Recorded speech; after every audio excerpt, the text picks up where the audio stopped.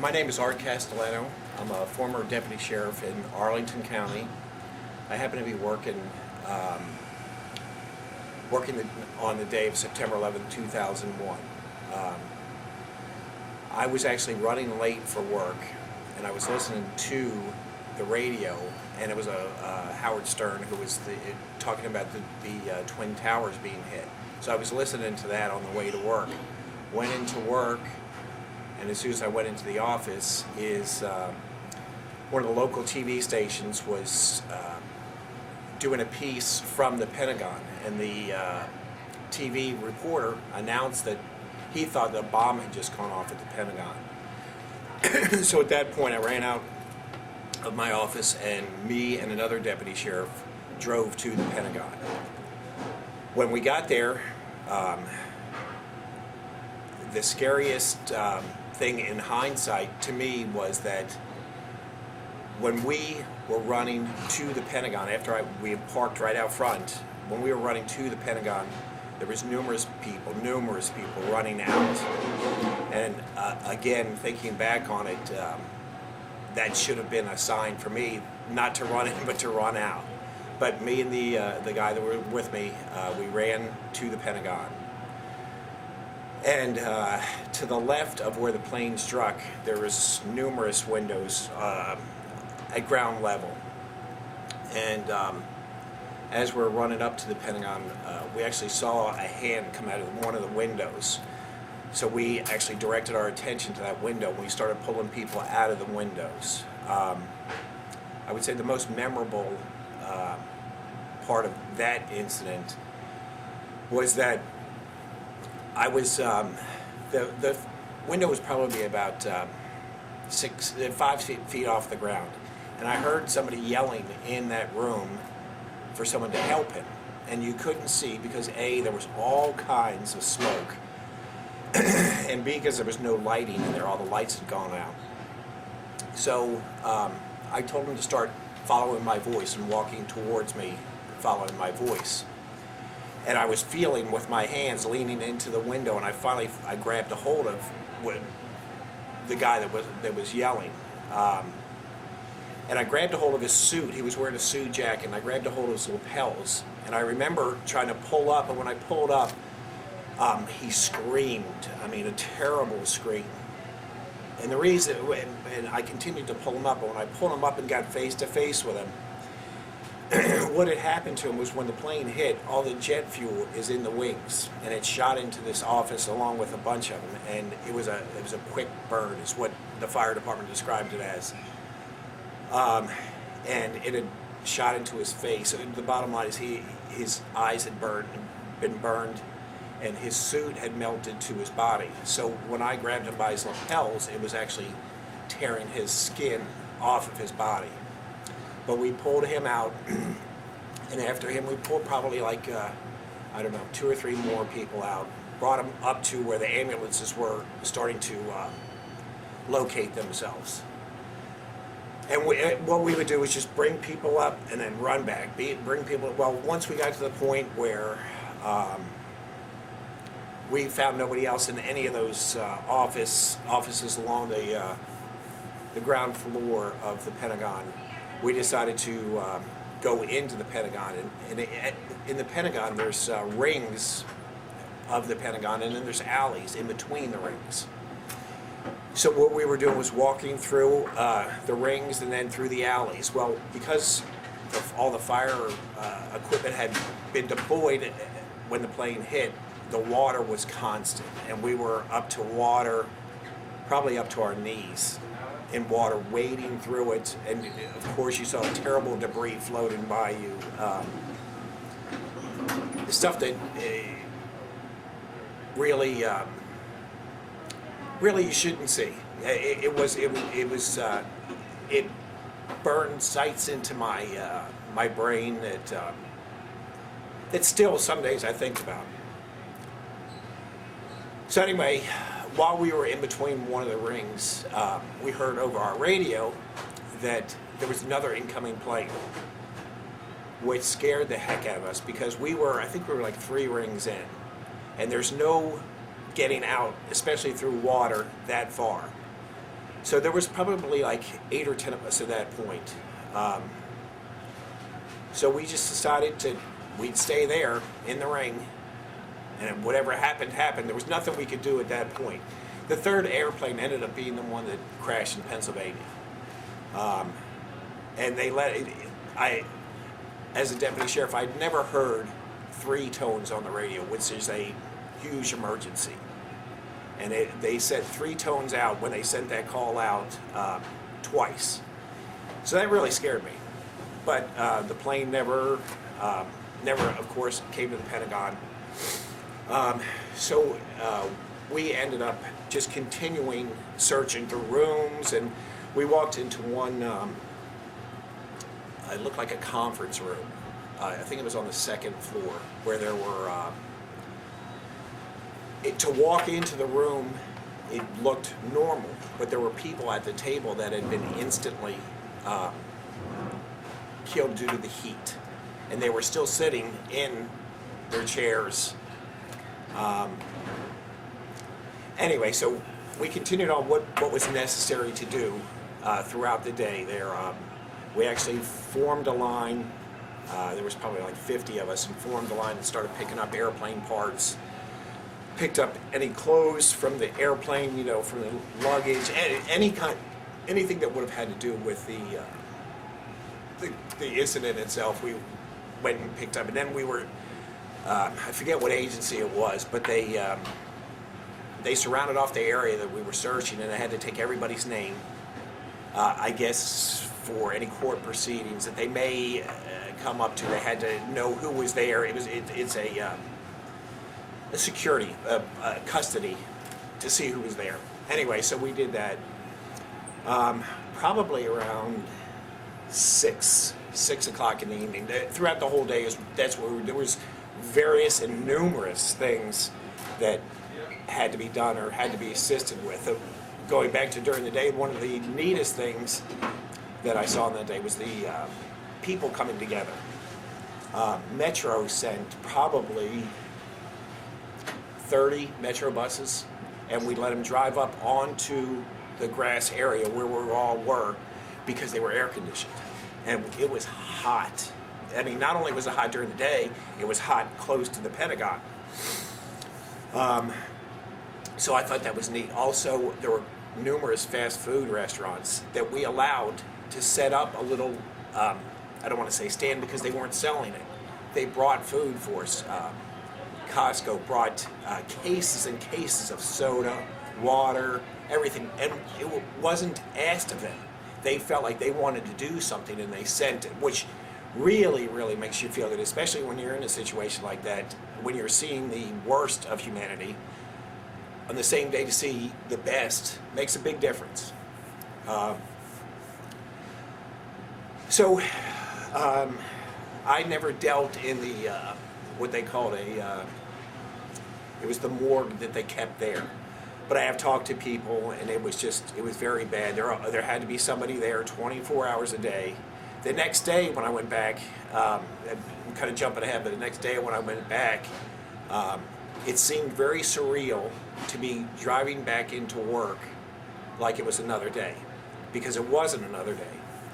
And I remember, instead of everybody going to their office for a roll call or something like that, everybody met outside of the courthouse. And they were just assigning people to different locations in Crystal City area.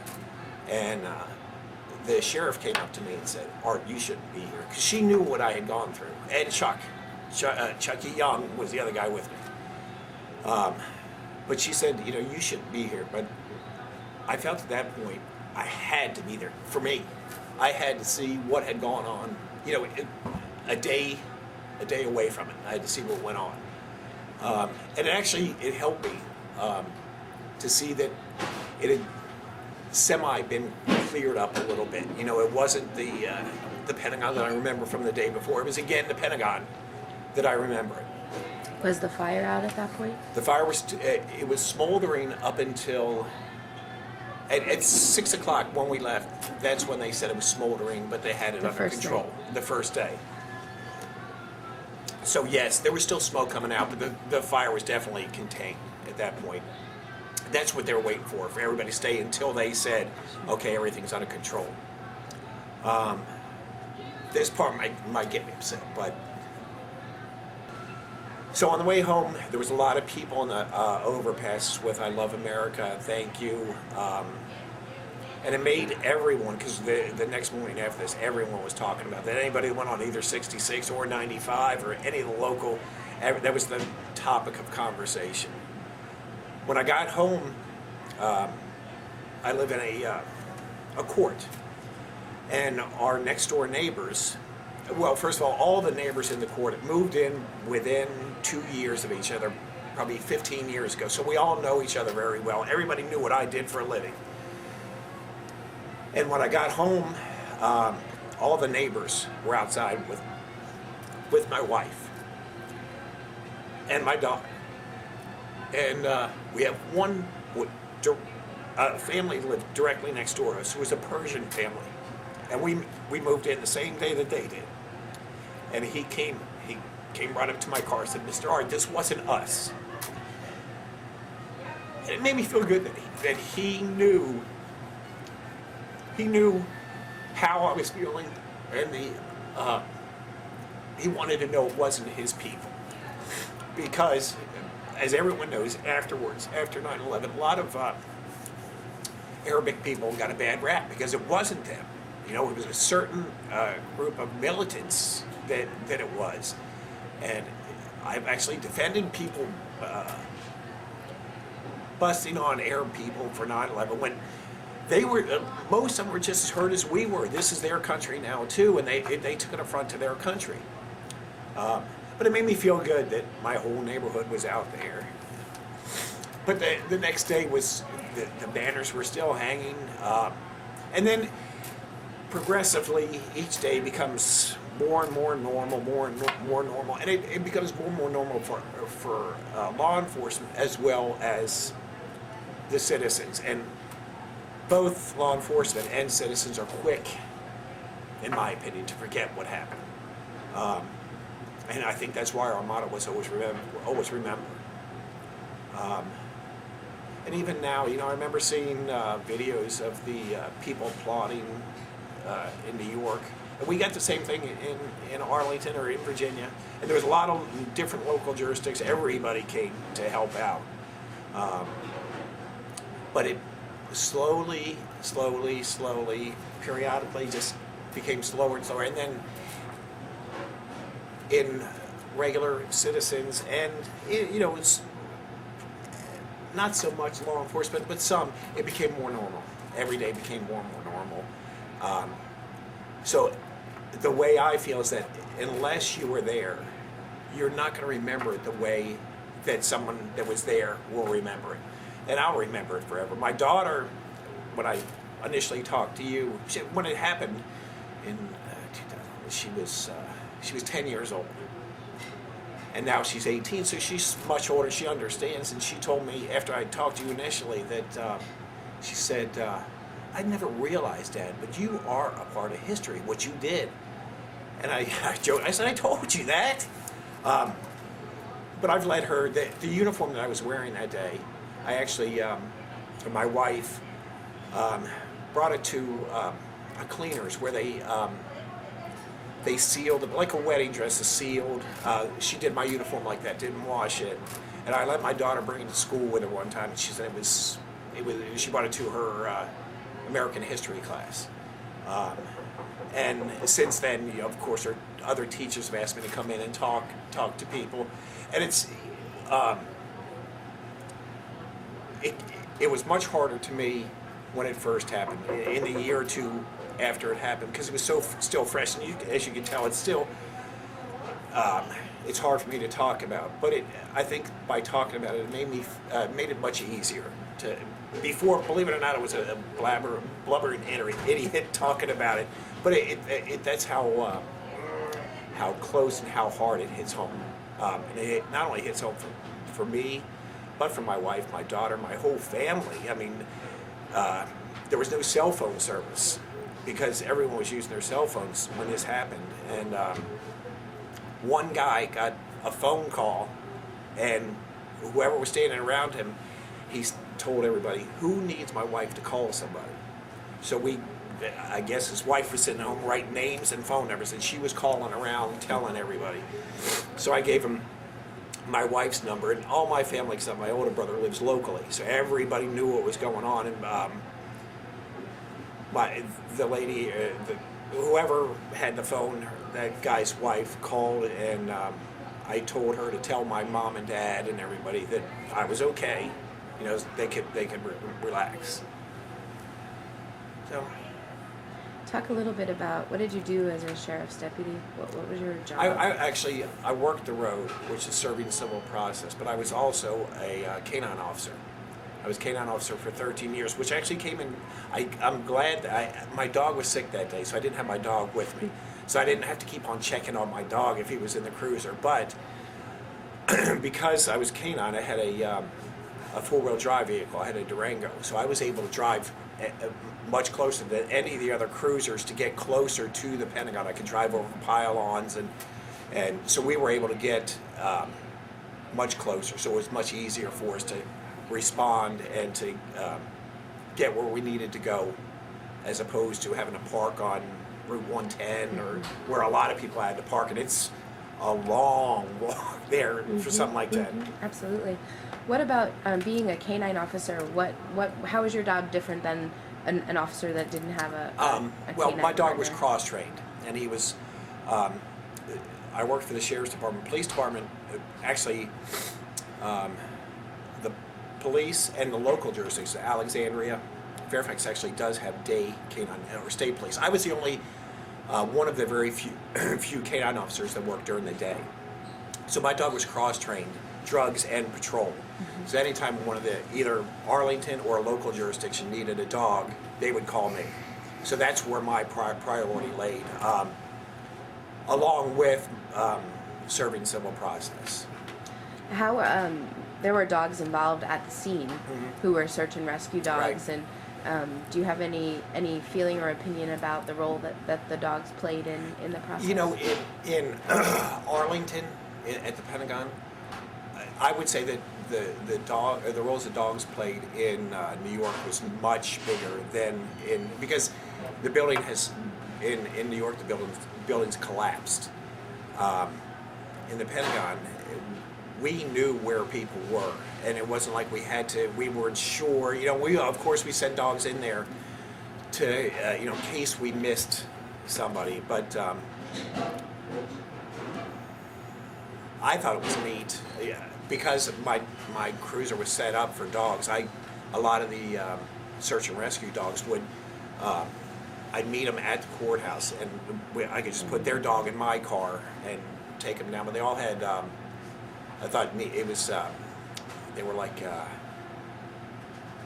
They were booties, so that they didn't cut their paws, and it was only because I did patrol and drug training. I never dealt with dogs like that, so it was just another aspect that I saw of being canine that I thought was pretty neat. Actually, the search and rescue dogs work along the same lines as the drug dogs that I had been with. That you're using their scent, their nose, to do what you're asking them to do.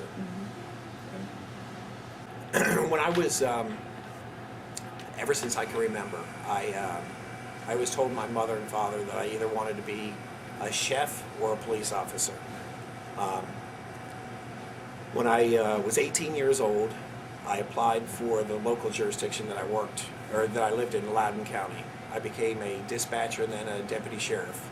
I stayed with Loudoun for 2 years, and then I went to Arlington only because they were offering a lot more money than Loudoun was paying. My advice to anybody that wants to get into law enforcement is to keep in mind what you're doing, whether or not the people believe it. Your job is doing good for them. And it may not look like that to them when you're locking somebody up for some reason, but the way I always looked at it is, if I'm locking this guy up, I'm doing good for somebody else. Do what you feel is right. Usually, what you feel is right is the right thing to do. Don't let anybody convince you of something that you don't believe in. Don't be afraid to question orders, and question meaning, why am I doing this? You can question in your head, and if it doesn't sound right, don't do it. I loved my law enforcement career, loved it until 9/11, and at least me, and I can't speak for everybody, but when I used to go to work, I used to think about what am I going to do today? What's going to happen today? And after 9/11, the thought in my head was, what can happen that could top that? And each day got harder and harder, and every time I woke up, there was another reason, I try to come up with reasons not to go into work. And I don't know if this is a subconscious fear of going into work. I don't know. But the way I looked at it is that there's no topping that. And I got the opportunity to start managing restaurants, which was my other love. And so I retired from the sheriff's department and started doing that, and that's what I'm doing now. I think that I always had pretty good people skills. What does that mean? What are people skills? I can get along with pretty much anybody. And if I don't get along with them, I can pretend like it. I never take anything when it comes to work, nothing personal to me. Everything is about the job. And if you have that belief, you're not going to let personal beliefs or your personal opinions of a person come into play. But it's getting along, and it's not only with your employees, it's customers. You have a lot of customers that come in that you can see when they're coming in, they're looking for a reason to get upset. And there's techniques that I learned that you can diffuse the situation right away, and they feel like this was a good I came in a bad mood, and I'm leaving in a good mood. And whether they consciously acknowledge that fact, I can see it in them, and that's what matters to me, is that they left happy.